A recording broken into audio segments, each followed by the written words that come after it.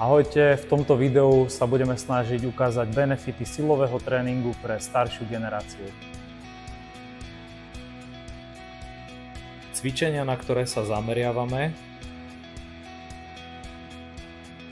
zdvíhanie predmetov, nosenie predmetov, vstávanie z rôznych pozícií, príťahové a tlakové cvičenia na hornú polovicu tela.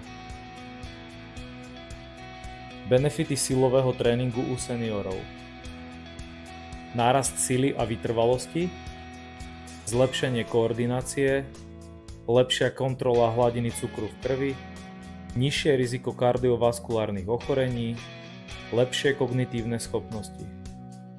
Zásady, ktorých by sme sa mali v tréningu držať: snažíme sa v tréningu pripraviť na situácie z bežného života, ktoré si vyžadujú nejakú silu. Ideálne sa pohybujeme v pásme hypertrofického tréningu, čo je 5 až 20 opakovaní.